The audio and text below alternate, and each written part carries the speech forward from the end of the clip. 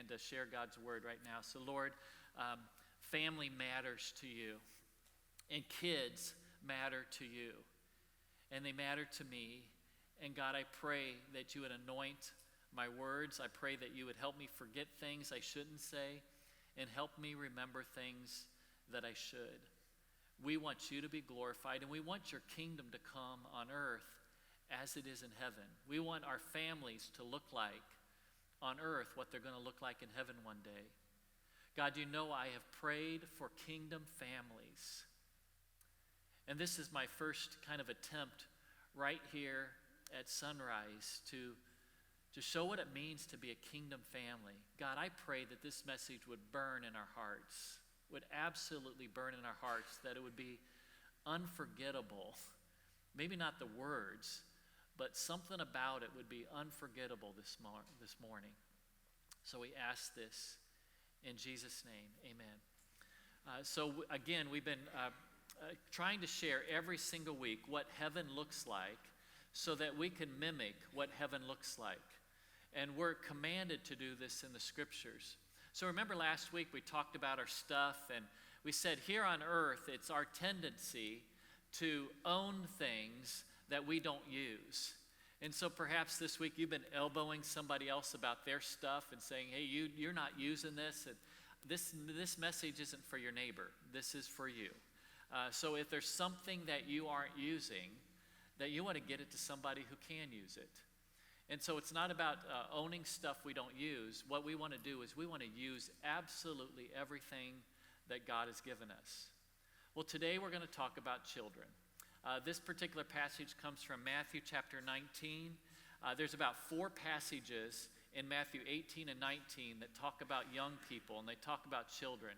So let's dig into these 3 verses here and allow them to dig into us. It says, then people brought little children to Jesus for him to place his hands on them and pray for them. But the disciples rebuked them.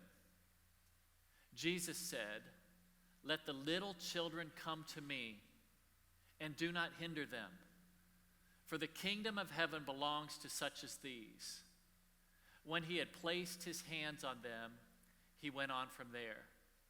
This particular passage is only 3 verses, but it tells a lot about the heart of Jesus, especially for little kids and what we are to do as a church. Do you get the picture? There's some people that are bringing little kids up to Jesus for Jesus to touch them, to place his hands on them, and to bless them. Is there anybody here that has ever prayed for your kids or your grandkids or great-grandkids for God's blessing on their life? Have you ever prayed for that? Like, I have been with so many different people, and older people especially, like 80 years old, and what they pray is for God to bless their kids, for God to bless their grandkids. They're constantly praying for this.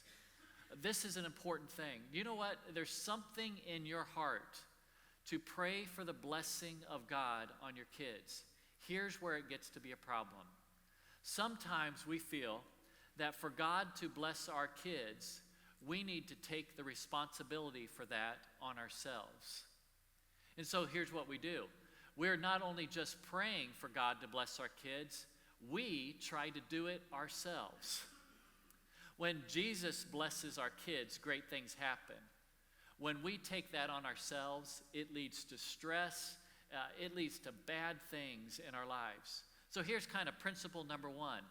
We are not the ones that bless our kids. God is. God is the one that blesses our families. It's our job to get our kids and our grandkids, to get them to Jesus. And so in this passage, that is exactly what they were doing. They were trying to bring the kids up to Jesus. And I don't know what Jesus was doing that day. He was probably doing the things. He's probably healing people like he did. He's probably preaching. So you got Jesus that's teaching and preaching and healing people. And now there's people that want to surround him with little kids. You know what happened? There's a problem. The disciples come up and say, you know what? Keep the kids away. The kids will be a bother to Jesus. The kids will keep Jesus from doing what Jesus needs to do today. And Jesus stops them. He rebukes the disciples and says, no, you got this wrong. We're not to keep the kids away so that we can bless the adults. Let's let the kids come to me. And do you notice that he gets down and he begins to touch them and he begins to bless them? There's a tremendous kingdom principle here. There are people that are bringing kids to Jesus, and there are people that are trying to keep kids away from him. Nothing's changed today. It's the exact same thing. There are some that know that their only hope for their family is to get their kids to Jesus. And there are others that say, you know what, it's no big deal. Let's let them wait till they're adults so that they can make a choice for themselves. I've heard that. I've had parents that have walked into my office and they've said, you know what, we just want our kids to make a choice for themselves about what they are going to do. And you know what, I just look back at them and say, when will they not? Like, every single child's going to make a choice for themselves. That's true, but wouldn't you want to get them to Jesus? Wouldn't you want to be a participant in that? Wouldn't you want to do absolutely everything in your power that they could say yes or no to Jesus on their own? And so there are people that are bringing them to Jesus, and there are people that are trying to keep them away. Here's what we want to look at. In fact, here is the question that you need to ask yourself if you are a parent, a grandparent, anybody that loves a child. What is there in the life of the child that I love that is hindering them from saying yes to Jesus fully? What is it that I can identify, that I can pray for? What is it that would keep my kids or grandkids from fully saying yes to Jesus? And then I'm telling you, get rid of it. No matter what the cost is, deal with it. It's a blessing that it's getting brought up in your mind. Deal with it and get rid of it. Years ago, there's this old saying that you need to get to the kids before the fumes get to them. The fumes were the car fumes and the perfumes. If you didn't get to them before the car fumes got to them or the perfumes got to them, good luck. Like, you're going to have to wait until they have kids before something like they want to come back. Like, you got to get to them younger. I want to change that. That was life a decade ago, or life a generation ago, I should say. Today, the saying is this: if you want to reach kids, you got to get to them before the phone does. If you don't get to the kids before the phone gets to them, good luck. It is a tremendous, tremendous hindrance towards leading someone to Jesus Christ. It is a big deal. Now, we've got kids. We've got 6 kids. They're 18 years apart. You heard that our oldest was graduating from high school when our youngest was born. So there's like the different generation going on there. It is so much more difficult to raise our younger kids than our older kids. Tremendously more difficult. And I just want you to know that if you are really serious about bringing children to Jesus, it's going to cost you something. It's going to be a huge cost in your life. And I just want to ask you today, are you willing to pay the price? Does anything matter more than this? Now, I'm not talking about being a helicopter parent. You know what a helicopter parent is? A helicopter parent just hovers over their kids. A helicopter parent does their homework so they won't get an F on their homework. It is exactly the opposite of that. A helicopter parent believes that they need to bless their kids. I'm not the blessing for my kids. I need to surrender them. Remember the picture of the altar and the throne? Every day, your kids are going to climb up on the throne, and you're to take them off and place them on the altar and say, you belong to Jesus. Every single day. Any day that they're off of the altar is a dangerous day. we place them on the altar and say, they belong to you. God, you take care of them, and you help me to know what to do with these kids. We've taken our role as parents very seriously from really day one. And I was reminded of this story by my son Caleb this week. He knew that we were preaching on this, and so he brought this back to our mind. So here is, he was about 3 years old, and so you picture our family. We have a 7-year-old, a 5-year-old, a 3-year-old, and a 1-year-old. Think of Cheryl. She's homeschooling, so she's probably got 2 in homeschooling right then, a kindergartner, a 2nd grader, and now you got a 3-year-old, and you got a baby. And there was one particular day I was downstairs in the living room. I can remember where I was sitting. I can remember the couch I was on. I can remember the posture I was sitting on that moment when I heard these words, not audibly, but in my spirit. If you get rid of your television, I will bless you. Now, here's God's voice. It keeps repeating. And it just kept happening. If you get rid of your television, I will bless you. And it just kept repeating. If you get rid of your television, I will bless you. And I really wanted the blessing of God, desperately wanted the blessing of God. That I walked into the living room. This is what Caleb said to me this week. I didn't remember this part. He said, you told me to go upstairs. He was watching television at the moment. You go upstairs, Caleb. And as he went upstairs, I picked up this television, which was a monster television. It's not a flat screen. This is the box, big, huge television. And I went out through the garage, carried this television across the parking lot where our church was at the time, and threw it in the dumpster. I didn't realize that I had an audience. Cheryl told me just a few minutes ago that she was upstairs in our bedroom looking out over the parking lot saying, what is he doing? What's he doing? Now think about that for a minute. Who did that cost? That cost her an immense amount. Like when you got a 7-year-old and a 5-year-old that you're trying to work with, and you got a 3-year-old that you just is active and you need a little bit of time just to get something done. When you got a baby, how do you care for all of that? Wouldn't the television be your friend? Wouldn't it be an incredible friend? And I picked it up and threw it in there, and we went about 2.5 years without a television. Those 2.5 years kind of rebooted our family life. We noticed that the kids began to play with each other. Like they began to love each other. To this day, our kids would rather be with each other than anybody else. They just hang out with each other a lot. It was a huge, huge moment that I believe that God has blessed us immensely because of. But it was costly. It was enormously costly to our family. And I just want you to think about, is there anything that's hindering your family?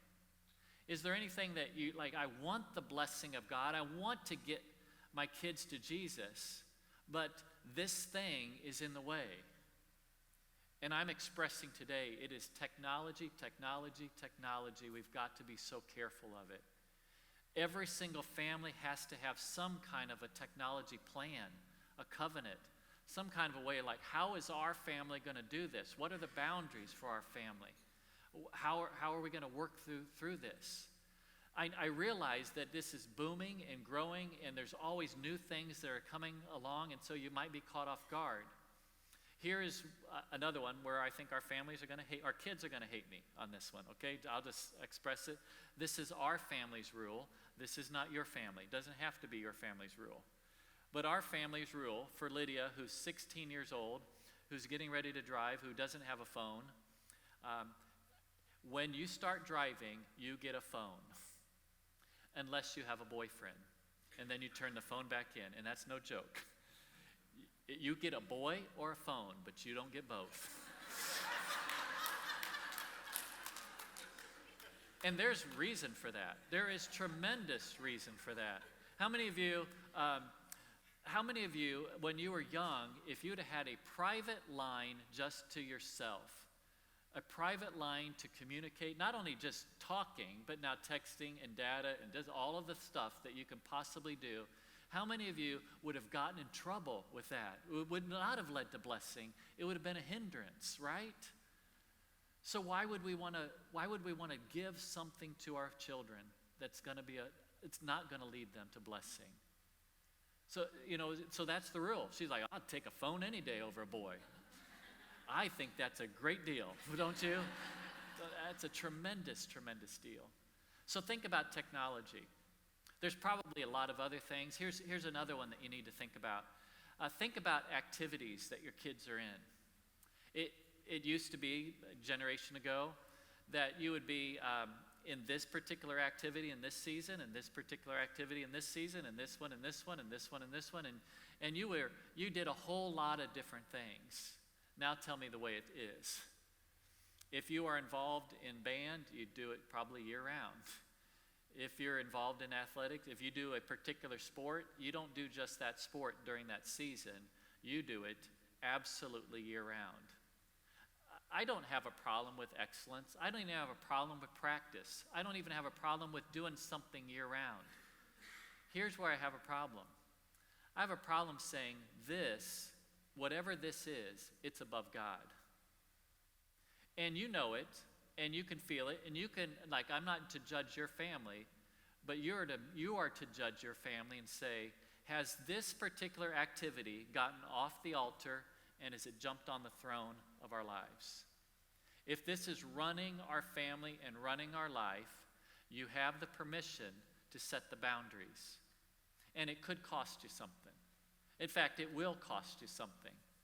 But blessing, and there's going to be some cost to this. So that same boy, in 8th grade, Caleb said, I would like to play baseball in college. It was in the era where you played baseball year-round, and you're practicing all these things. And so we sat down. I remember the conversation distinctly. It's one of those important conversations in life. And I said, here's what you're going to need if you want to play baseball in college. You better work on your grades.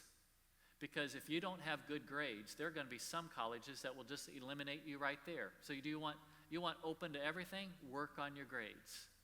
Here's the second thing. You better work at baseball. You better work really hard at it. You better practice and practice and practice. And then the third thing was, you better have some talent. Because if you're not good, it isn't going to happen. And then the follow-up statement to that was, where do you think talent comes from? And he said back, it comes from God. So I said, why don't we do this? Why don't we say, God, I am going to worship you absolutely every single week. I'm not going to skip worshiping you. And then when Sunday afternoon comes or any other day comes, I'm going to play baseball. But I'm not going to skip church to go play baseball. And that was the deal. He made up the deal. That was the deal. There were 2 times that we played in tournaments, his teams, that were outside of our local area of Goshen. One time he played a tournament down in Muncie, and playing in this tournament down in Muncie, his team got to Sunday morning, and so I said, why don't we go to this church on Saturday night that's located down there? And we can get over to it. So we took him to this church. I introduced him to the pastor of this particular church. And then there's another time, the next year, they was playing at Homestead in a baseball tournament. And so the incredible thing was, he came here. I said, you got to meet Stan Buck. You got to meet him. And he came here and sat in this room in his baseball uniform with his mom in a church service. Caleb has worked as a youth pastor at 2 churches, one in Muncie that he went to, Union Chapel, and one here. Those are the 2 things. It was God writing the story. We didn't try to write it. It was God writing the story. I believe that there are people in this room, there are kids in this room, that God's got the most amazing story written for them, the most incredible story. God's going to take them farther places than you can ever imagine. But you know what? You want it to be God doing it, not us, not parents. And when you begin to say, you can look back and rejoice at saying, that's what God did, not what humans did. I got to tell you the other side to it. There was one morning as a junior in high school that he had been recruited by Notre Dame, they'd been to many, many, many games. And on a Sunday morning, Notre Dame went to one of his baseball games and said, "Where's Caleb Staton?" And his team said, "He's in church." And they said, "We're done with him." You know, it can cost. It can cost something, but God's got the story. And you want to listen to God's story because God can take us places that we could never imagine. Where did the talent come from? The talent came from God. Let's bless him with that. And so there's these hindrances. I just listed a couple. You could probably list 100.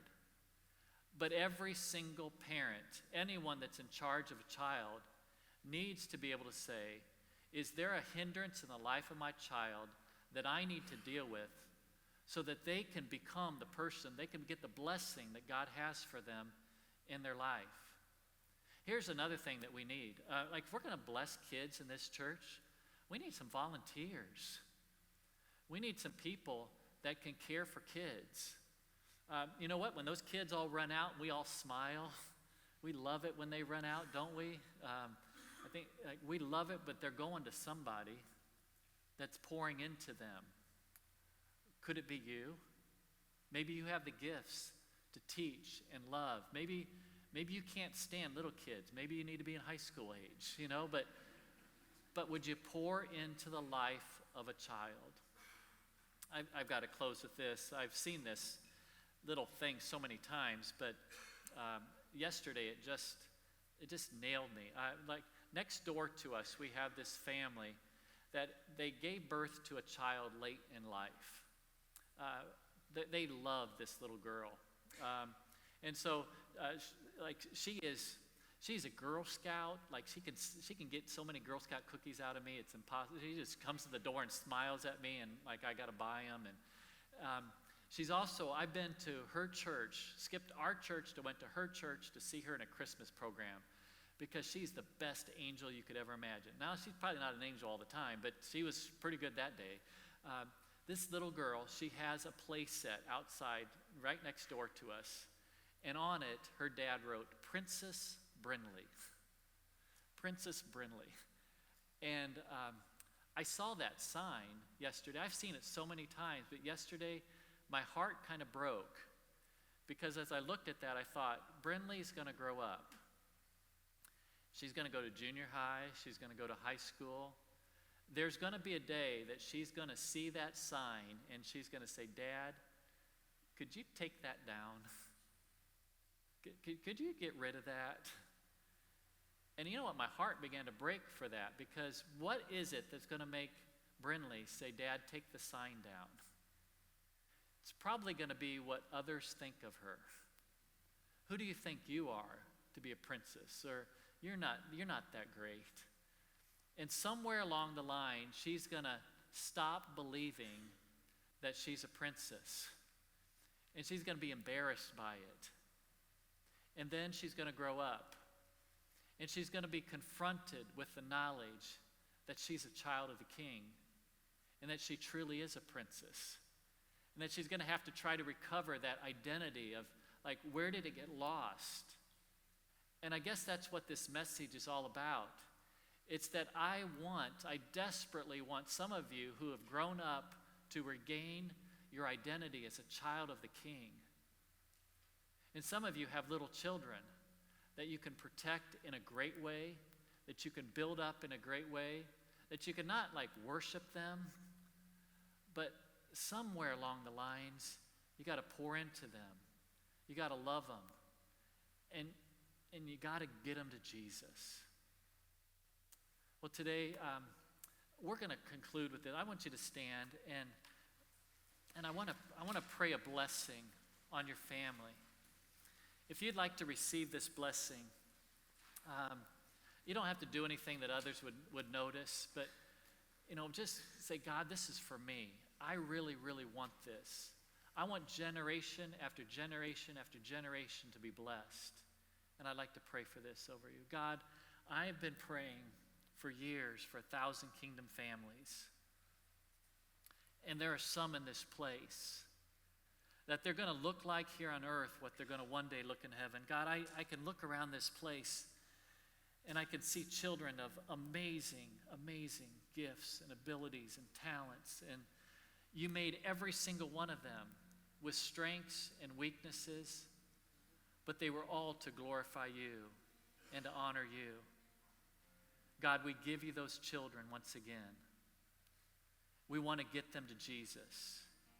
And we want them to be completely on fire for him. And God, we let you write their story. You write it in a beautiful way. You take them farther than we could ever imagine. And we will give you the honor and glory and praise. Do it generationally, over and over again.